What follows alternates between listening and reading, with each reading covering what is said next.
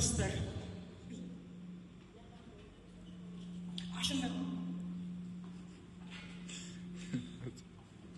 Бастаңыздар.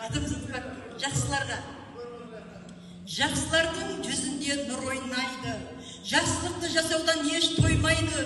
Жоспарды келешекке құрып қойып, соларды орындаса ол жайнайды. Бәріне тәуекелмен бел байлайды. Жақсылық көп жасасам деп ойлайды. Ойындағы жоспарын іске асырып, жақсылар жамандыққа еш бармайды. Барлығының көгіне қарайды. Мықты осал деп бөлмейді. Алаламайды, жамандамайды. Ойланбай сөйлемейді, есептесіп жатпайды. Жақсылығын сатпайды. Жақсылыққа жанмен дайын тұрар. Жақсылар үмітіңді үрлеп жағар. Асылдан мойнына алға тағар. Енді жамандарға.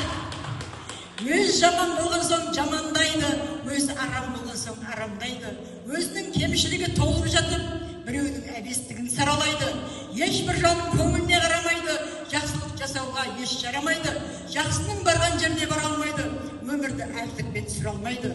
Аяқтан шалмай тыныш тұра алмайды, ешкімді кешіре алмайды, өзгенің артықшылығын көре алмайды. Оңбаған пасық адам болған соң, бұлардан үміт күтуге болмайды, көңіл ешқашанда толмайды. Адамның өмірі мен көңілі. Адамның өмірі гүл ғой, суара білмесе солатын. Адамның көңілі хрусталь ішіне ғой тиіп кетсе, быт-шыт болып сынатын.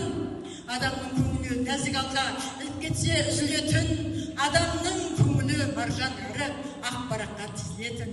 Сол өмірді, сол көңілді аялап қастерлей білген адамзат, ал білмеген адам емес оған шейін қоржайзат. Бұл өмірдің қадірін білгенде ғана болады нағыз азамат. Рахмет.